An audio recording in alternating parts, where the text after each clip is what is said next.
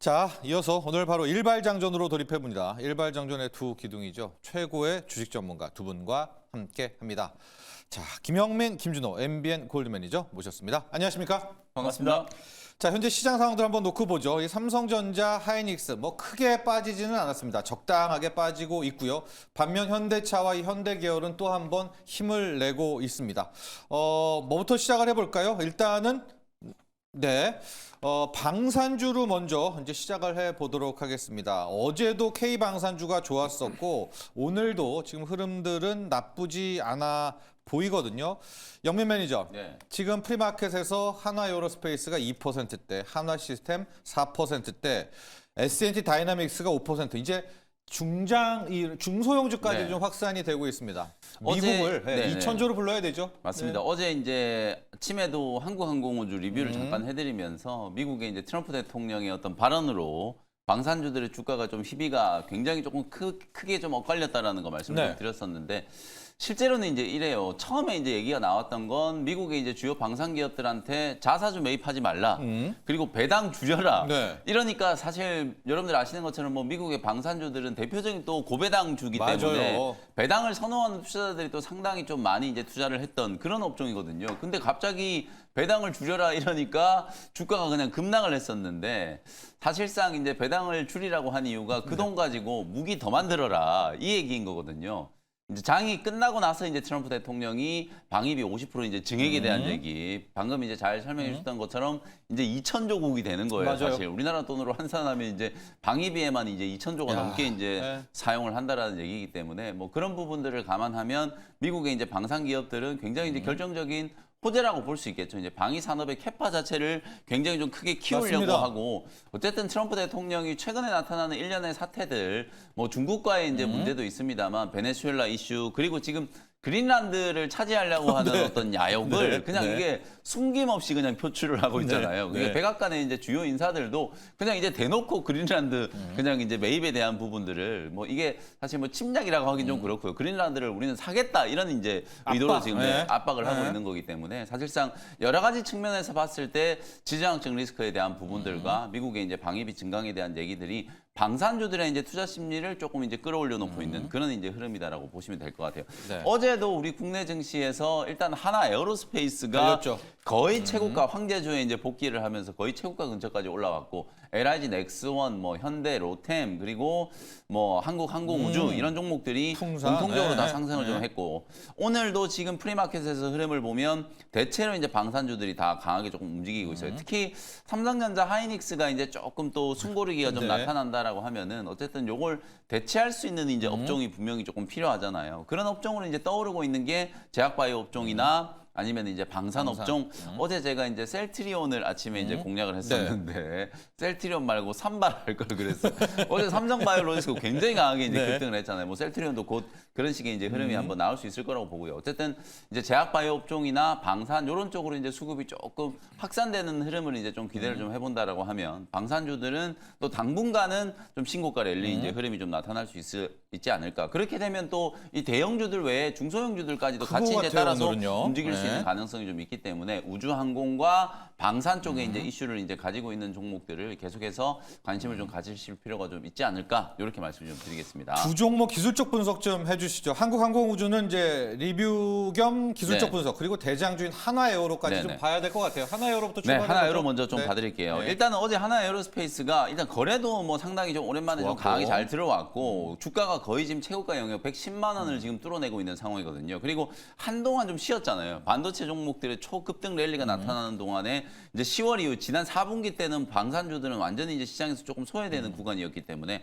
한 3개월 정도의 어떤 기간 조정을 좀 거치면서 매물 소화를 이제 좀 잘했다. 이제 뭐 미국이 이렇게 어마어마하게 이제 방위비를 지출한다라고 하고 아직 글로벌 지정학적 리스크에 대한 부분들이 계속 이제 부각되고 있는 상황이기 때문에 주가 상승에 대한 모멘텀 그리고 본격적으로 이제 또 실적 시즌이 시작되잖아요. 어제 이제 삼성전자 잠정 실적 발표로 사실 작년 4분기 실적은 이미 다 지나간 이제 말 그대로 작년 이슈이기 네. 때문에 다른 실적 시즌보다 이제 4분기 실적에 대한 부분들은 주목도는 조금 떨어지긴 합니다만 4분기 실적도 괜찮고 올해에도 여전히 이제 수주에 대한 기대감들이 좀 강하고 하나 에어로스페이스는 특히 우주 항공과 관련된 민간 발사체와 관련된 부분에 있어서도 핵심적인 이제 또 역할을 하게 될 기업이기 때문에 뭐 주가는 한 130만 원 정도까지는 네. 상방을 조금 열어놓고 대응을 좀 해볼 수 있지 않을까. 어제도 제가 뭐 한국항공우주도 매수 충분히 가능하다고 말씀드렸던 것처럼 하나 에어로스페이스도 이제 고점을 좀 뚫어내고 있는 단계이기 때문에 신규 접근도 충분히 좀 가능하다 이렇게 말씀 좀 네. 드리고 싶고요. 한국항공우주도 마찬가지예요. 뭐한 16만 원, 17만 원 정도는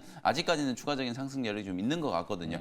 물론 이제 한국항공우주는 단기적으로는 조금 이제 저점 대비해서 한 30% 정도 올라왔어요. 근데 한국항공우주도 보시면 요 박스권이 좀 길었던 만큼 상승 추세도 저는 조금 길게 이어질 그래요? 수 있다라고 보거든요. 그래서 조정이 좀 들어온다라고 하더라도 약간 이제 뭐 월선 이격 조정 정도가 좀 될 거라고 보여지기 때문에 한 16만 원에서 17만 원 정도의 목표가를 유지를 좀 하면서 계속해서 이제 보유하는 관점으로 대응을 해보시면 되겠습니다. 자, 방산 오늘의 특징은요. 약간 사이즈가 작은 중소형주로 좀 가고 있는 것 같은데 i3 시스템 네. 전에 우리가 이제 적외선 하면서 그때 우주항공으로도 갔는데 맞습니다. 실은 이 총 쏠 때 그 적외선 그거잖아요. 맞습니다. S&T 다이나믹스 한번 두 개 정도 한번 작은 것들 볼까요? 네, 사이즈 좀? 일단 뭐 어제는 이제 하나에어로스페이스 그리고 또 이제 LI 넥스원 그리고 조선 쪽에서는 또 하나오션이 오션, 또 네. 이제 강한 모습을 일단 해야 보여줬었는데 됩니다. 네. 결국 이제 i3 시스템 같은 경우는 또 이제 국내에서 독점적으로 또 이제 군사용 또 적외선 센서를 또 공급하고 있는 기업이고 그것도 우주 항공에도 같이 적용이 되고 있는 상태다 보니까 특히 또 우리가 강세를 보일 수가 있는 게 방산 플러스 우주항공. 우주방산. 네, 네. 우주방산 섹터가 오히려 이제 올해 또 스페이스X 상장과도 더불어서 또 실제로 이제 그린란드 관련해서 지금 군사 옵션도 배제하지 않겠다라는 어떤 트럼프 대통령의 어떤 발언으로 인해서 유럽의 또 자주 국방에 대한 어떤 이제 지출도 더 늘어날 가능성이 높지 않을까라고 좀 보고 있습니다. 그래서 실제로 지금 이제 특별한 호재가 없고 또 필라델피아 반도체 지수도 거의 1% 이상의 어떤 조정 흐름이 나와준 상태에서 결국 K 방산에 대한 어떤 수요가 더욱더 확산될 가능성이 굉장히 좀 높다라고 좀 보고 있는데 뭐 트럼프 대통령의 이제 50% 국방비 늘린 것도 물론 있지만 지금 미국의 방산 업체들한테 지금 이제 뭐 배당금이라든지 자사주 매입하지 말고 실제로 지금 투자와 그리고 또 이제 증산을 압박했다라는 점 거기다가 이제 그린란드 그리고 또 베네수엘라 관련된 지정학적 리스크가 네. 계속해서 좀 불거지고 있는데 사실상 트럼프 대통령이 일기 때도 이 그린란드 관련해서 지금 야욕을 들었던 적이 있었어요. 네, 그때는 네, 야욕이요. 약간은 뭐랄까 그냥 정치적 해프닝으로 좀 끝나는 분위기였는데 이번에는 정말 이제 노골적으로 그리고 네. 다음 주에 이제 덴마크와 논의를 앞두고 있는 시점에서 결국 지금 나토 회원국이나 유럽 국가들의 지금 반발이 굉장히 거센 상태이다 보니까 일단 우크라이나 러시아 전쟁 이후에 다시 유럽권에서 덴마크 자치령인 지금 그린란드까지 이제 매입을 하려고 하고 합병을 하려고 하고 있는 모습이 전체적인 유럽 국가들의 반발과 그리고 이제 자주국방에 대한 관심이 높아질 수밖에 없다. 그래서 특히 트럼프 대통령이 그린란드를 이제 원하는 이유가 거기에 네. 막대한 자원을 보유하고 그렇죠. 있대요. 그래서 히토리부터 시작해서 뭐 다이아몬드, 뭐 천연가스, 원유 사실상 이제 노다지 지역이라고 보시면 될 것 같고 거기에다가 군사적 지정학적 리스크로 인해서 지정학적 가치가 굉장히 높은 구역이다. 그래서 결국 미국이 본토를 방어하기 위해서 핵심적인 지정학적 위치고 그리고 전략적 요충지로서 북미 그리고 유럽 그리고 러시아를 잇는 북극권 전 중앙에 위치했기 때문에 계속해서 트럼프가 야욕을 드러내지 않을까. 그래서 결국 유럽권의 이제 방위산업 그리고 또 이제 자주국방에 대한 관심이 높아지면 높아질수록 방산 쪽에 수급이 쏠릴 수밖에 없고요. 그 안에서 우리가 관심을 본다라고 했을 때는 딱 이제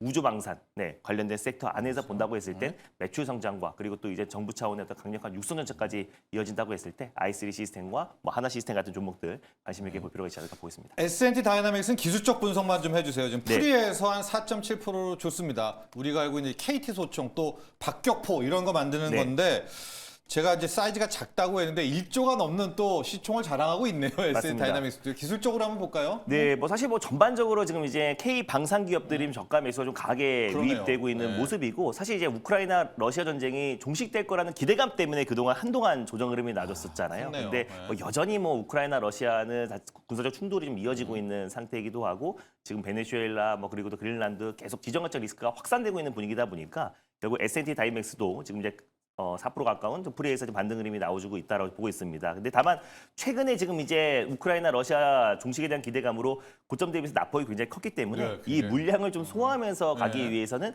다시 한번 좀 강력한 어떤 수주와 또 그리고 공급 계약 체결이 나와줘야 사실상 강력하게 직전 고점까지 상승 흐름이 나올 수 있다고 보고 있고요. 지금 이제 전반적인 K방산의 수급이 확산되면서 저가 매수가 유입되고 있는 시점이다 보니까 목표가를 좀 짧게 잡고 대응할 필요가 있지 않을까. 그래서 목표가는 한 6만 원 정도 수준을 잡고 좀 대응할 필요가 있다고 보고 있고요. 그리고 다시 한번 SK하이닉스의 어떤 매출과 그리고 또 이제 추가적인 어떤 공급 계약 체결 이슈를 보면서 대응할 필요가 있지 않을까 보고 있습니다. 자, 현재 프리마켓을 보면 현대차 그룹주가 일단 또 달리고 있고 또 방산 로봇 이 정도입니다. 자, 그래서 살짝 그 컨닝을 했는데 오늘 네. 준호 매니저의 일발이 딱 맞습니다. 여기에 지금 네. 편승을 지금 딱 맞췄습니다. 가보죠 바로 일발 네. 오늘. 네. 뭐 사실 어제는 사실 빅3 기업들 그리고 사실 방산 관련해서 가장 대표 기업들 중심으로 좀 반등 흐름이 나와줬었는데 뭐 특히나 지금 이제 조선과 이제 방산 섹터가 아무래도 지금 지정학적 리스크가 확산되면서 수혜를 받을 수밖에 없다라고 좀 보고 있고요. 그래서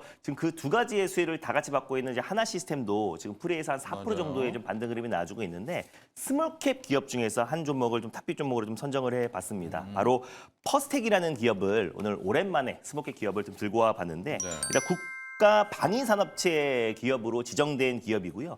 업력이 생각보다 오래됐어요. 1975년도에 설립이 돼서 거의 50년 이상의 어떤 업력을 보유하고 있는 기업이고 실제로 첨단 무기 체제에 적용되고 있는 하드웨어 그리고 소프트웨어 기술을 다 가지고 있는 기업이라 뭐 유도 무기뿐만 아니라 뭐 항공 우주 그리고 기동 화력 그리고 이제 해상 수중 무인화와 관련된 주요 구성품 제작을 하고 있고 관련된 부품을 공급하고 있는 대표적인 기업이다. 그래서 K 방산의 어떤 수주와 그리고 K 방산 업황이 살아나면은 퍼스텍 같은 스몰캡 기업들도 후발주자로 좀 강한 시세가 이제 분출될 가능성이 높고요. 다양한 이제 국가 무기 체계 사업에 참여한 레퍼런스를 이제 보유하고 있는 기업이라고 예. 보시면 될 것 같습니다. 그리고 또 이제 간밤에 뉴욕 증시에서도 사실 이제 드론 기업들 또 그리고 이제 방산 기업들이 일제히 다 시세가 이제 분출됐었는데 네. 2011년도에 무인 항공기 드론 기업인 유콘 시스템을 인수를 했습니다. 그래서 실제로 유콘 시스템 같은 경우는 2008년부터 육군의 정찰용 무인 항공기를 같이 공동으로 개발하고 또 네. 실제로 우리 군이 사용하고 있는 두 번째 군사용 무인 항공기 체제기를 공급하고 있는 대표적인 기업이에요. 그래서 퍼스텍이 유콘 시스템을 또 인수를 하면서 드론과 그리고 무인 항공기 관련된 사업, 특히 현대전의 가장 핵심 게임 체인저는 결국 드론과 무인 항공기잖아요. 그래서 결국 이제 많은 방산 기업들도 지금 이제 무인과 드론 항공기 쪽으로 지금 사업의 어떤 재편을 빠르게 확산되고 있는 상황인데 결국에 또 이제 유콘 시스템이 2024년도에 자폭 드론을 또 선보이기도 했습니다. 캐너스턴 발사 드론을 출시를 하면서 드론 관련된 특히 군사용 드론 쪽으로 지금 속도를 내고 있는 대표적인 기업이라 보시면 될 것 같고 거기에다가 좀 국내 유일하게 잠수함 토탈 솔루션을 공급하고 있는 대표적인 기업이에요. 그래서 장보급뿐만 아니라 뭐 구축함 그리고 호위함 관련된 여러 레퍼런스를 이제 보유하고 있는 기업이고 잠수함, 군함 관련된 기자재를 예. 납품했던 레퍼런스를 이제 보유하고 있는 기업이다 보니까 결국 향후에 MRO 관련된 사업이 이제 확장됐을 때 거기에 이제 퍼스텍의 이제 기자재 납품이 추가적으로 이어질 가능성이 굉장히 높다라고 보고 있습니다. 이런 부분에서 지금 이제 방산과 조선 두 가지의 어떤 모멘텀을 가지고 있는 기업이라 보고 있고요. 거기에다가 이제 국방과학연구소와 함께 지뢰 제거 로봇을 같이 공동으로 개발하고 있는 로봇까지요? 기업이에요. 네. 아무래도 네. 사실상 지금 우크라이나가 종식이 된다고 했을 때는 가장 첫 번째로 사실 사업이 이루어지는 게 결국 재건 사업 중에 지뢰 제거예요. 그래서 결국 영토의 거의 4분의 1 이상이 지금 지뢰가 매설되어 있는 상태다 보니까 결국 이제 사람이 아니라 로봇이 투입될 가능성이 높고 그랬을 때 이제 퍼스텍에 또 이제 그 지뢰 제거 로봇이 공급될 가능성이 굉장히 좀 높다라고 보고 있습니다. 실제로 뭐 폭발물 처리뿐만 아니라 뭐 감시 정찰 임무도 이미 수행이 가능한 수준까지 기술력이 올라온 상태고요. 그리고 이제 민군 격면 다목적으로 활용할 수 있는 스카봇도 2009년도에 좀 개발한 기업이다. 그래서 전반적인 이제 K 방산에 대한 어떤 이제 투심이 본격적으로 좀 살아난다고 네. 했을 때는 스몰캡 기업들까지 수급이 좀 확산될 가능성이 높고 그랬을 때 이제 퍼스텍 같은 경우는 아까 말씀드린 대로 뭐 조선 또 그리고 또 이제 해상 그리고 또 육군 모든 어떤 다양한 무기 체계에 참여했던 레퍼런스를 좀 보유하고 있는 기업이다 보니까 충분히 좀 상승 여력이 남아 있지 않나라는 관점에서 탑픽종을 선정해봤습니다. 자, 퍼스텍입니다. 이제 퍼스텍이 75년에 설립됐던 우리 국내 방산 업체고요. 보니까 기자재이기 때문에 육군, 해군, 해군 맞습니다. 공군까지 네. 드론까지도 다 공급하게 되는 육해공을 다 걸쳐 있는 기업이네요. 가격 전략 볼까요? 네, 가격 전략 같은 경우는 풀이에 없어서 일단 전일 종가를 네. 한번 말씀드려보도록 하겠습니다. 4,060원을 일단 매수가로 한번 잡아보도록 하겠고요. 목표가는 4,800원 라인대, 직전 고점 라인대를 1차 목표가로 설정해 보겠고 손절 라인대는 3,460원 라인대를 말씀드려 보도록 하겠습니다. 자, 오늘 준호 매니저의 일발 K방산의 약간 사이즈는 작지만은 6회공을 아우르는 퍼스텍으로 갔습니다. 자, 영민 매니저 현재 프리마켓 좀 보고 보면 하이닉스가 양전했습니다, 여러분. 영민 매니저 어제도 이래도 돼 할 그렇죠. 정도로 했고요. 지금도 마이크론 4%대 거의 4% 가까운 급락이었는데도 하이닉스 버티고 있고요. 하이닉스의 이재료를 좀 먼저 좀 듣고 싶어요. 무슨 얘기냐면 지금 하이닉스가 이렇게 잘 나가는 데는 네. ADR 상장도 풀이를 줬잖아요. 그렇죠. 근데 이달 이제 3차 상법 개정안 통과되면서 자사주 의무 소각을 하게 되는데 맞습니다. 하이닉스는 그 자사주로 ADR을 그렇죠. 하려고 하는데 이걸 태워야 되면 이 재료는 그렇죠. 날아가는 거예요? 어떻게 돼요? 예, 그래서 이제 복잡하죠. 그래서 이제 정부 차원, 정부 여당 차원에서도 예외적인 이제 또 검토를 하고 있는 부분이 뭐냐면 어쨌든 자사주를 소각하는 게 이제 대원칙이고 예. 그게 이제 주주 가치를 제고하는데 도움이 되기 때문에 이제 자사주를 태우자는 거죠. 왜냐하면 자사주를 막 열심히 사놨다가 그걸 다시 시장에다가 팔아버리니까 그게 결국 그게 주가 하락 문제죠. 요소로 이제 작용을 하니까 팔지 말고 그걸 태워 없애라. 이게 이제 정부의 상법 개정안의 이제 취지라고 이제 보시면 되는 거거든요. 근데 우리가 이제 곰곰이 좀 생각을 해보면 해외에 투자를 해야 된다라거나 혹은 뭐 적극적인 어떤 M&A를 해야 돼. 우량한 기업을 빨리 이제 뭐 SK 하이닉스도 여러분들이 익히 아시는 것처럼 예전에 이제 하이닉스를 SK 그룹에서 M&A를 해가지고 이렇게 어마어마한 그렇죠. 기업으로 이제 키운 거잖아요. 그런 것처럼 마찬가지로 해외에 만약에 뭐 미국의 어떤 반도체 기업을 인수하고 싶은데 재원이 모자라서 유상증자를 하는 게 아니라 자사주를 매각해가지고 그걸로 이제 재원을 만들어서 그걸로 해외 기업을 이제 M&A 하는데 활용한다. 이러면 오히려 그게 훨씬 더 주주 가치를 제고하는데 도움이 되잖아요. 그래서 SK 하이닉스가 이제 얘기하는 건 자사주를 소각하는 것도 좋지만 소각하는 것보다 자사주를 활용해서 미국의 ADR을 발행하게 되면 미국의 투자자들이 SK 하이닉스를 이제 훨씬 더 좀 접근하기가 그렇죠. 편리하게 될 거고 네. 그러면 SK 미국에 상장된 ADR의 주가 SK 하이닉스의 이제 주가가 강하게 올라가면 본주도 더 강하게 이제 올라갈 수 있는 밸류를 같이 받죠. 그렇게 네. 가기 때문에 네. 이제 재평가를 받을 수 있게 된다. 그게 오히려 주주 가치에 훨씬 더 좀 효과적인 게 아니겠냐. 이게 이제 SK 하이닉스의 입장이라고 보시면 되거든요. 이제 법안과 약간 이제 상충되는 측면이 조금 있기 때문에 그 부분에 대한 이제 교통 정리를 좀 해야 되고 오늘이 딱 이제 SK 하이닉스가 그 ADR 발행에 대한 부분들 조회 공시가 이제 나오고 나서 딱 한 달이 지난 시점이기 때문에 아마 오늘 장중에 ADR 발행 여부에 대한 거 아마 이제 발표가 좀 될 거라고 보거든요. 확정적으로 뭐 발표를 한다라는 가능성보다는 저는 조금 더 이제 시간이 좀 필요할 것 같긴 해요. 방금 말씀드렸던 것처럼 이게 상법이 당장 3월 달부터 시행되는데 네. 자사주의 의무 소각과는 조금 더 배치되는 이제 부분이어서 예외적인 부분에 대한 어떤 검토를 이제 입법 차원에서도 분명히 좀 해야 되기 때문에 그 부분에 대한 이제 시간이 조금 더 필요할 거라고 보여지거든요. 다만 저는 중장기적으로 봤을 때는 방금 말씀드렸던 것처럼 뭐 ADR 상장이라든지 적극적인 어떤 M&A라든지 이런 데 이제 필요한 재원을 만들기 위해서 자사주를 활용하는 거는 분명히 좀 예외적인 허용이 좀 돼야 된다라고 보여지기 때문에 네.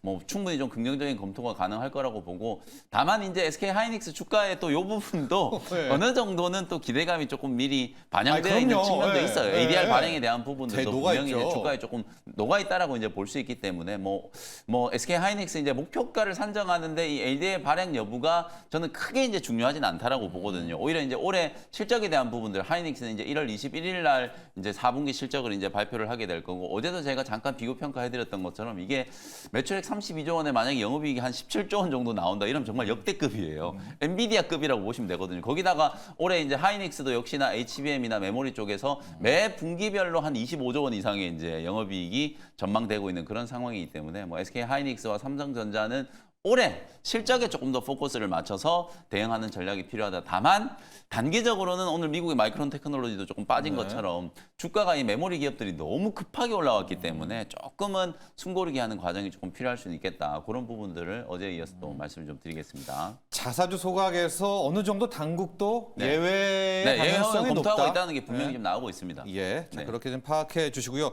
이게 풀이에서는 또 양전이지만 본장에는 외국인이 들어오니까 네. 약간 오늘 조심할 필요도 마이크론도 급락을 했으니까요. 그런 이야기까지도 함께 해 주셨습니다. 마진율 지금 50%, 60%에 도전합니다. 공장 돌리는 회사의 마진율이 이 정도라면은 뭐 네. 대단한 거죠.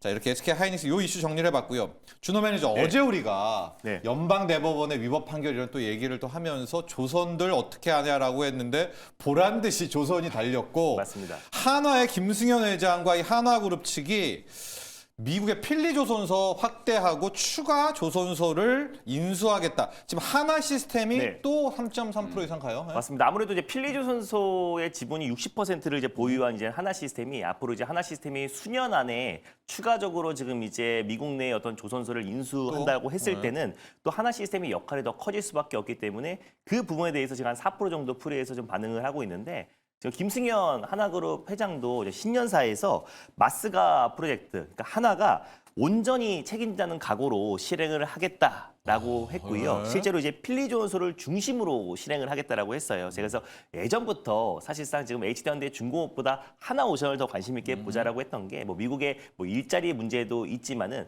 사실 이제 뭐 미국의 어떤 대형 군함 같은 경우가 한국 내에서 이제 제작을 한다라고 했을 때는 약간의 좀 이제 군사 기밀 유출 우려도 분명히 있는 상태이다 보니까 미국 현재 내에서 미국의 어떤 이제 조선업을 부흥하기 위해서는 미국을 거점으로 결국 필리조선소에서 결국 거점으로 활용할 될 수밖에 없다라고 말씀드렸습니다. 뭐 다양한 MRO부터 시작해가지고 선박 건조 모든 부분들이 결국 필리조선소로 거점을 하는데 사실 밀려드는 지금 이제 수주 물량을 감당하기에는 턱없이 이제 부족한 공간이다 보니까 수년 내에 사실 월스트리트 저널의 보도이긴 한데 실질적으로 저는 이제 김승현 회장이 온전히 책임지자는 각오로 실행하겠다라는 발언이 나왔었기 때문에 저는 이제 수년 안에 그리고 또 연방 정부와 적극적으로 좀 이런 부분에 대해서 논의를 하고 있다라고 해요. 그래서 저는 조만간에 지금 하나에서 결국 필리조선소 외에도 또 새로운 조선소를 인수를 하면서 결국 하나가 마스가 프로젝트의 가장 이제 핵심으로 그리고 필리조선소가 핵심 거점으로 꾸준하게 좀 활용되면서 계속 프로젝트를 진행할 가능성이 굉장히 높다라고 보고 있습니다. 그랬을 때 뭐 하나 시스템이 이번 필리조선소 인수에서도 가장 중추적인 역할을 했기 때문에 결국 추가적으로 이제 미국 조선소를 인수한다고 했을 때도 가장 큰 또 수혜 기업이 될 수 있다라고 좀 보고 있고 또 대표적인 또 방산 기업이기도 하고요. 그렇죠. 또 하나 에어로스페이스와 같이 또 이제 우주항공, 인공위성 다양한 프로젝트를 다 진행하고 있는 기업에다가 조선 관련된 모멘텀도 강력하게 있는 기업이고 또 안티드론 사업이라고 해서 이번에 북중미 월드컵에 사실 또 이제 대테러 사태에 대한 어떤 그 가능성도 분명히 좀 높아지고 있는 시점이잖아요. 그래서 이런 부분에서 안티드론이라고 이미 이제 무차별적인 어떤 이제 드론의 어떤 공격을 미리 식별하고 무력화하는 기술을 가지고 있는 기업이 또 하나 시스템이다 보니까 우주항공, 인공위성 그리고 적에도 위성통신 관련된 사업을 다 영위하고 있는 기업인데 또 이제 필리조선소의 어떤 이제 인수에 있어서 가장 중심적인 역할을 했다라는 점에서 저는 추가적인 상승 여력이 충분하다, 시스템으로. 네라고 좀 보고 있고요. 그래서 목표가 다시 한번 좀 제시를 해드리면 하나 시스템 같은 경우는 이제 7만 원 라인대 돌파도 저는 시간 문제다라고 좀 보고 있어서 어제는 이제 하나 에어로스페이스, 하나 오션이 먼저 움직였다면 그 두 기업이 어떤 이제 교집합적인 역할을 할 수 있는 기업은 하나 시스템이다라고 좀 보고 있습니다. 자, 한화 시스템입니다. 네. 자, 조선주가 어쨌든 풀인데 준호 매니저는 약간 각을 네. 틀어서 한화 시스템처럼 방산, 조선, 필리조선소까지 있는 요 이슈를 지금 현재 범조선에서 한화 시스템을 탑픽으로 네, 맞습니다. 잡고 있다. 이렇게 좀 정리해 주시면 될 것 같고요. 영민 매니저, 지금 프리마켓에서 상승률만 놓고 보면 네. 범한 퓨얼셀이 지금 11%, 네. 두산 퓨얼셀도 5%대 가고 있고 네. 수소전지들이 달리고 있는 걸 딱 보면 느낌적인 느낌으로 말이죠. 네. 블룸 에너지가 그렇죠. 갖겠구나라는 생각 네. 들죠. 무슨 이슈입니까? 간밤에 이제 블룸에너지가 또 수주 소식이 있었어요. SFC 이제 수소 연료전지 관련된 이제 대규모 또 수주를 또 성공을 좀 하다 보니까 최근에 이제 에너지 관련된 종목들이 오늘 또 밤에 유가도 조금 올라가고 많이 올랐죠. 이러면서 이제 순환매가 이제 좀 빠르게 진행되고 미국에서 이제 전력 인프라 관련된 종목들은 조금 조정이 조금 들어왔습니다만 이제 유가 관련된 종목들이라든지 수소 연료전지 관련된 종목들이 이제 강하게 좀 상승을 했다. 특히나 블룸에너지가 주가가 이제 오늘 굉장히 좀 강하게 치고 올라가면서 장중에 거의 뭐 15% 넘게 이제 급등이 나왔었거든요. 예. 그러다 보니까 그게 이제 그대로 우리 국내 증시에 좀 이어서 범한 퓨얼셀, 두산 퓨얼셀 이런 연료전지 관련된 종목들까지도 수급이 좀 이어지고 있고 요게 지금 차트 보시는 게 이제 블룸에너지 차트거든요. 블룸에너지죠. 요게 또 연장이 좀 이제 좀 더 확장이 된다라고 하면 원전 관련된 종목들 이제 최근에 우리 이제 정부 여당의 이제 모 의원이 SMR 관련된 특별법을 또 지금 입법을 추진을 하고 있는 상황이거든요. 예. 세액공제가 제 기억에 한 55%까지 이제 SMR 투자를 하면 세액 공제를 해준다라는 그런 내용이 이제 담겨 있는 거라고 보여지기 때문에 결국에는 미국의 이제 기업들도 계속 이런 이제 에너지원을 어떻게 이제 확보를 할 것인가에 대한 고민들을 하는 과정에서 수소 연료 전지도 쓰고 또 SMR도 이제 앞으로 이제 확충을 하게 될 거고 대규모 원전에 대한 이제 이슈도 있을 거기 때문에 두산 에너빌리티와 태웅이라든지 BHI 그리고 이제 수소 연료 전지 관련된 뭐 두산 퓨얼셀, 보만 퓨얼셀 뭐 이런 종목들까지 계속 수급이 조금 순환매되는 이제 그런 흐름들 계속 말씀드리지만 이제 반도체와 이제 대형주들 반도체 대형주에 대한 이제 쏠림이 조금 완화되면 그야말로 이제 빈집털이가 진행되는 거거든요. 반도체 수급이 쏠리면서 좀 억눌려 있던 종목들 쪽으로 굉장히 빠르게 이제 순환매가 조금 진행될 거기 때문에 그 중에 이제 딱 걸리는 쪽이 에너지 관련된 종목들이다. 이렇게 보시면 될 것 같습니다. 아니 우린 이 수소전지, 수소에너지 약간 무시하는 경향이 있는데 블룸에너지 놓고 보면 이 뭔가 있는 것 같거든요. 그렇죠. 이거 무시하면 이게 안 되죠. 업황이 굉장히 네. 좋고 또 네. SMR보다도 이미 이제 상용화된 기술이 있고 네. 사실상 이제 뭐 기술적인 측면이나 캐파적인 측면에서는 뭐 SMR을 좀 따라가긴 좀 힘듭니다만 어쨌든 빨리빨리. 대안이 될 수 있는 네. 거 상당히 이제 공정이 빠르게 진행될 수 있다라는 이제 장점이 있고 이미 대형 건물이라든지 데이터 센터에서는 수소 연료 전지를 또 채택을 하고 있잖아요. 그런 측면에서 봤을 때 두산 두산 퓨얼셀이라든지 범한 퓨얼셀 특히 또 범한 퓨얼셀은 또 뭐 수소 연료 전지가 또 방산 쪽으로 또 연결되는 네. 이슈가 또 있잖아요. 네. 이제 그게 이제 요번에 이제 또 부각되는 이제 이슈하고 같이 연결될 수도 있는 거기 때문에 주가는 충분히 이제 조정을 좀 받았으니까 저점 부근에서 공략을 좀 해보신다라고 하면 또 단기 반등 이용한다라는 측면에서 보면 저점 배수가 충분히 좀 가능하지 않을까 이렇게 말씀 좀 드리겠습니다. 그렇습니다. 오늘 이제 삼성전자, 하이닉스가 좀 쉬어간다면 이런 수소 연료전지 같이 조정이 꽤 됐더라고요. 그렇습니다. 네. 그런 것들도 한번 노려보고요. 준호 매니저와 함께 현대차 그룹주를 좀 볼 텐데 지금 시장에서 이런 이야기가 있습니다. 여러분. 풀이에서만 달리고 본장에서는 무너진다. 지금 현대차 그룹주 왜 이러냐. 어제도 현대차 풀이에서 와 달리다가 네. 큰 음봉 나왔고요. 현대 오토에버 진짜 완전히 뭐 날아갈 듯 하다가 장대 음봉으로 끝났고요. 맞습니다. 오늘 근데 또 현대 오토에버가 7%대 가고 있고 네. 현대차 그룹주를 한번 분석해 주시고 이제 뭐 PIM까지 리뷰 갈게요. 네. 일단 왜 이러는 거예요? 그래도 저는 물려도 현대오토 에버에 물리는 게 좋다라고 좀 보고 있습니다. 결국 이제 뭐 지금 어느 정도 시세가 크게 분출됐고 사실 지난번에 깜부해동 1차 때처럼 큰 시세가 이제 분출되고 나서 그 상승폭 반납하고 다시 한번 재차 신고가 맞는데. 랠리가 나왔던 거잖아요. 근데 이번에 또 2차 깜부 회동을 하고 시장에서는 생각을 하면서 현대오토에버가 강력하게 시세가 분출됐고 지금도 한 7%대 반등 흐름이 좀 나와주고 있는 모습인데 결국 이제 현대차가 그냥 확실하게 좀 재평가를 받고 있는 모습이 거기다가 엔비디아 이제 젠슨왕 그 CEO와 같이 협력해서 결국 자율주행과 로보틱스 관련된 사업을 확장해 나가고 결국 이제 현대차의 어떤 로보틱스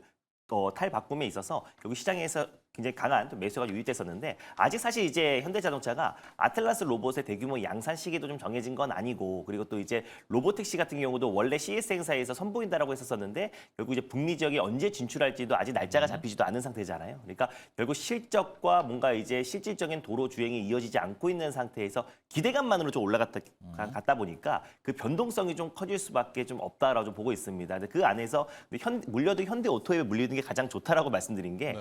현대오토에버 같은 경우는 지금 당장 지금 이제 메타플레트 아메리카에서 물류 자동화율이 거의 지금 50% 이상까지 끌어올린 상태거든요. 2030년까지는 또 이제 70% 그리고 2035년까지는 거의 100% 가까운 물류 자동화 100% 가까운 자동화율을 끌어올리고 있는 상황에서 거기서 가장 이제 핵심적인 역할을 하고 있는 기업이 현대오토에버이기도 하고 또 그리고 이제 보스턴 다이내믹스의 유통과 AS 담당한다고 말씀드렸고 거기에다가 또 이제 자율주행 관련된 SB 전환에 있어서도 결국 현대오토에버의 이제 솔루션 공급이 이어질 수밖에 없기 때문에 결국 이제 다른 기업들은 약간은 기대감. 현대모비스 같은 경우도 아직 액추에이터를 개발할 단계인 거지 상용화한 상태는 아니잖아요. 근데 지금 실질적인 이제 숫자가 찍히고 있고 결국 현대차의 지금 모든 소프트웨어 기업 전환에 있어서 가장 핵심적인 역할을 할 수 있는 기업은 현대오토에버다 보니까 지금 현 시점에서 가장 좀 실체가 있지 않나라 좀 보고 있습니다. 그래서 변동성은 있을 수밖에 없어요. 왜냐하면 기대감으로 큰 시세가 분출되면은 당연히 변동성이 클 수밖에 없는 건데 만약에 현대그룹 안에서 우리가 좀 핵심 종목을 좀 본다라고 했을 때는 그 안에서 현대오토에버가 가장 이제 핵심 중에 핵심이다. 그래서 앞으로 미래의 어떤 현대차의 어떤 방향과 그리고 미래를 책임질 수 있는 기업이 저는 현대오토에버다 보고 있기 때문에 네. 현대차의 어떤 이제 로보틱스 그리고 자율주행 그리고 이제 소프트웨어 대전환에 있어서 우리가 네. 현대오토에버는 주목할 필요가 있지 않을까라고 좀 보고 있어서 오히려 네. 이게 시세가 분출된다는 우리가 신규 매수는 좀 자제하고요. 오히려 이렇게 조정이 나와줄 때마다 그때 우리가 현대오토웨이브를 모아간다고 했을 때는 저는 뭐 중장기적으로는 충분히 올해도 큰 시세가 분출되지 않을까 보고 있습니다. 그 트레이딩 관점에서 네. 이게 프리에서는 달렸다가 본장에선 빠지고 맞습니다. 다음날 프리에서 갔다가 본장에서 네. 빠지고 이게 왜 이러고 활용을 할까요? 좀? 특히나 이제 프리에서 특별한 호재가 없을 때도 현대차 쪽에 수급이 또 쏠릴 왕창 때도 갔다가. 분명히 있고요. 그리고 네. 또 프리에서도 시세가 분출됐다가 보통 힘이 빠지잖아요. 쭉 빠져요. 근데 사실 이제 또 재료가 이미 나온 상태고 젠스랑 네. CO의 어떤 이제 회동, 제2차 회동이 나온 상태에서 그날 한번 큰 시세가 분출됐다가 그 이후부터는 어제 어떤 낙폭에 따른 어떤 반발 매수 정도 수준으로 좀 보이거든요. 그래서 오히려 프리에서 큰 시세가 분출됐을 때는 그때는 이제 매수를 자제하고 그리고 오히려 갭이 뜬 상태에서 쭉 차익 매물이 출회되거나 조정 그림이 할 때 받아요? 나와주고 투매가 나오면은 오히려 그때 매수 관점으로 보는 게 받고. 낫지 않을까. 아. 그래서 장기적인 관점으로 그렇고요. 단기적인 관점에서는 좀 확실한 조정을 확인하고 들어가는 게 조금은 더 안정적이지 않을까라고 보고 있습니다. 오늘은 또 간밤에 네. 미국의 이제 제너럴 모터스하고 포드 포드가, 모터가 굉장히 달렸어요. 강하게 또 네. 급등을 했잖아요. 네. 그러다 보니까 지금 차트를 보시면은 여러분들 GM 차트를 좀 보여드리고 싶은데 제너럴 네. 모터스 포드 말고. 아니, 네. 사실 이제 GM이 뭐 힘들다 막 전기차도 철수하고 막 그랬잖아요. 근데 지금 주가 지금 보시는 차트가 GM 차트예요. 네.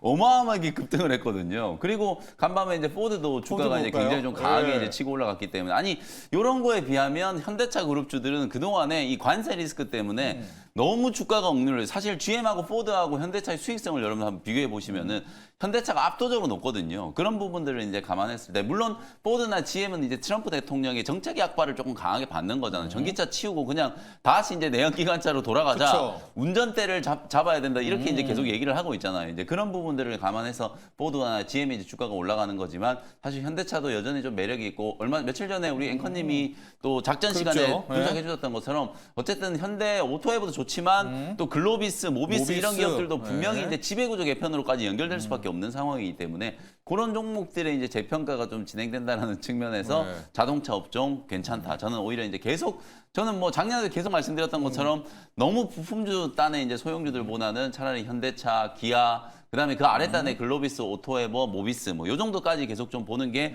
좋을 것 같다. 뭐 미국의 자동차 기업들도 좋기 때문에 네. 뭐 사실 뭐 프리에 가나 본장에 가나 어쨌든 가는 건 가는 거잖아요. 간다. 그런 추세적인 네. 흐름을 이제 주목하시는 게 좋을 것 같습니다. 차라리 그래도 본장에 빠질 때 받는 게 아, 마음이 그렇죠. 편하다. 그거는 이제 우리 준호 얘기. 매니저님 기술적인 분석 잘 해주셨기 네. 때문에 그렇게 대응하시면 될 것 같아요. 포드모터 진짜 GM 이거는 다 네. 뭐 역사적 최고가에 GM 은 사상 최고가고요. 예.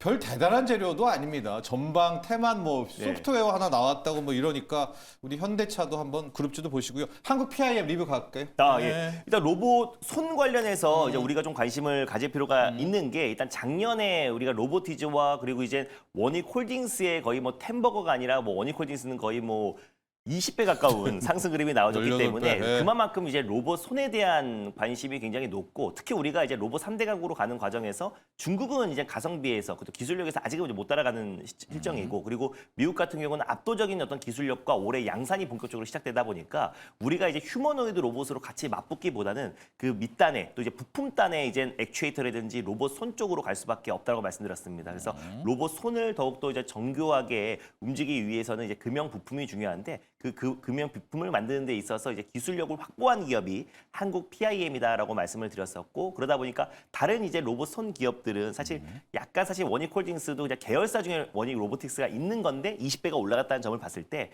결국 한국 PIM 같은 경우는 작년에 60%밖에 상승이 안 나왔거든요.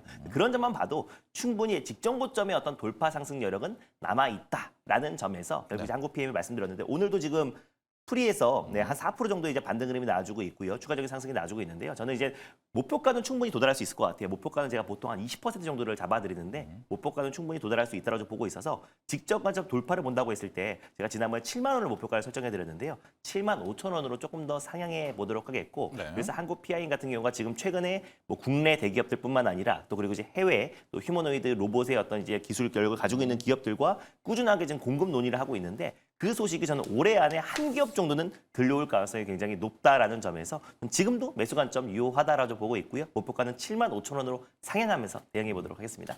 자, 이제 바이오 이야기를 좀 해봐야 될 것 같습니다. 영민 매니저, 이제 시작이에요. 다음 주가 다가왔습니다. 맞습니다. 제이모 헬스케어. 이런 이야기가 있습니다. 국내 바이오. 올릭스만 같아라, 오름 테라퓨틱스만 같아라. 네. 그러니까 이거 종목만 보면은 마음이 편한데 네.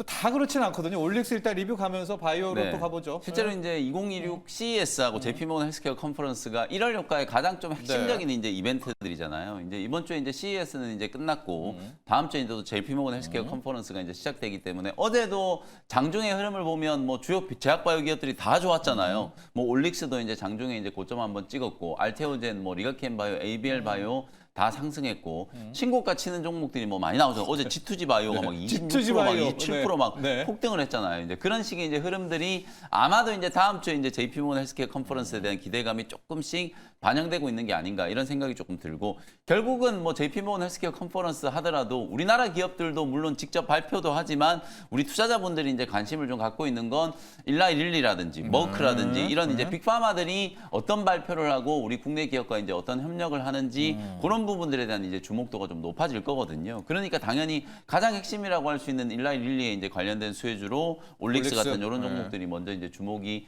되고 있는 거라고 이제 보시면 될 것 같고 올릭스는 뭐 메시 치료제에 대한 부분들도 있고 최근에 또 탈모 치료제 로레알 쪽으로 이제 기술 이전했던 탈모 치료제 쪽도 마일스톤이 꾸준하게 좀 유입되고 있고 그리고 최근에 이제 올릭스는 작년에 1,150억 원 자본 조달을 했잖아요. 그러니까 지금 오름 테라퓨틱하고 딱 올릭스가 똑같죠. 공통점이 네. 대규모 자본 조달에 성공을 해가지고 와 그 재원을 가지고 과연 이 기업들이 어떤 파이프라인을 발굴하고 또 새로운 이제 모달리티로 얼마나 이제 좀 변모를 할 수 있을 것인가 이런 부분들에 대한 이제 투자자들의 이제 관심이 크게 이제 주가에도 이제 반영이 되는 거라고 보거든요. 그런 측면에서 올릭스 2.0을 이제 제시를 하면서 네. 앞으로 이제 RNA와 관련된 이제 대규모 투자를 할 거고 파이프라인도 이제 확충을 하겠다. 이게 곧 일라이 릴리가 이제 하고자 하는 방향성과 일맥상통하기 때문에 그런 부분에서 이제 올릭스의 이제 주가가 계속 좀 상승한다. 그래서 지금 한 20% 정도 이제 주가는 올라왔습니다만 저는 네. 뭐 20만 원 정도까지도 올릭스는 중장기적으로는 계속 좀 올라갈 수 있는 여지가 좀 크고 올해 가장 좀 주목해야 되는 기술 트렌드가 뭐 ADC 또 DAC 이런 쪽에 대해서는 얘기가 굉장히 많이 나오고 있는데 제가 지금 요즘에 계속 밀고 있는 게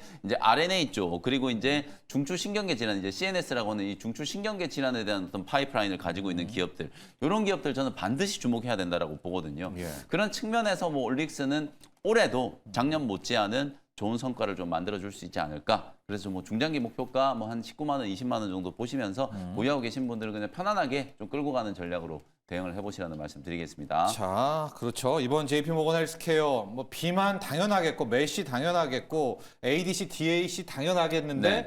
영민 매니저는 계속 좀 밀고 있는 것이 RNA 방식들 맞습니다. 또 네. 신경치료제, 세포치료제 또 유전자 치료제 쪽이 또 그렇습니다. 오히려 히든 카드가 될 것이다 이렇게 좀 이야기를 하고 있거든요.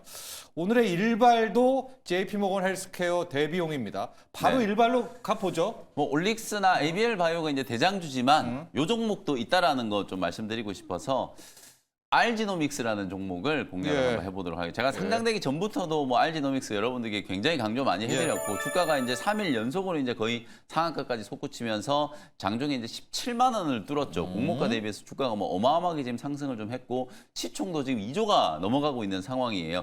가격적으로는 뭐 싸다라고 할 수는 없지만 좀 올릭스도 시총 지금 3조가 넘어가고 있거든요. 네. 그런 부분들을 감안하면 뭐 알지노믹스도 충분히 밸류적인 측면에서는 상승에 대한 이제 여력이 있지 않을까 이런 생각이 좀 들고 20년 이상의 이제 연구개발 업적 실적을 이제 또 가지고 있는 기업이고 RNA 편집, RNA 이제 교정 기술과 관련해서는 또 독보적인 기술력을 가지고 있어요. 쉽게 얘기하면 우리가 이제 DNA를 우리가 유전자 지도라고 하는데 우리가 이제 유전자의 어떤 데이터 원본이라고 할 수 있는 DNA를 건들지 않고 사본이라고 할 수 있는 RNA를 편집을 해가지고 그걸 가지고 이제 혁신적인 이제 RNA 취한 효소 플랫폼을 개발을 했거든요.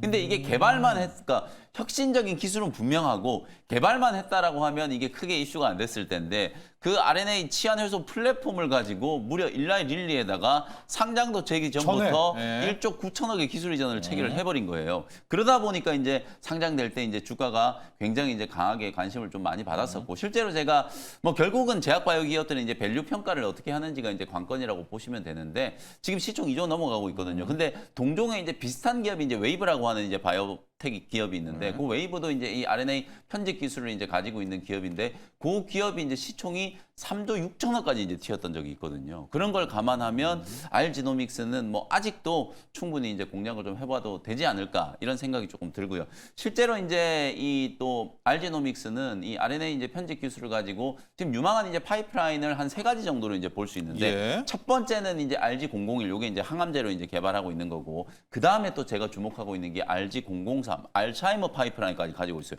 국내에서 지금 유일하게 알츠하이머 파이프라인을 빅파마의 이제 기술이한 기업은 유일하게 오스코텍이라는 기업이 있고요. 사노피에 지금 1조 5천억짜리 우리 기술이전 그 뉴스에 체결했잖아요. 썼죠. 예. 지금 주가가 예. 이제 눌러 있는데 저는 굉장히 좀 유망하다라고 보고요. 그 다음에 지금 뭐 D&D 파마텍이라든지 G2G 바이오 같은 이런 기업, G2G 바이오는 어제 또 급등했던 이유 중에 하나가 1개월 이제 제한, 1개월 주사 제한에 대한 이제 이슈가 다시 한번 부각되면서 실제로 이제 G2G 바이오는 임상 1상에서 경구용 이제 도내 폐지를 주사 제형으로 바꿨는데 이게 방광기를 거의 경구용 대비해서 한 3-4배 정도 이제 늘려버린 거예요.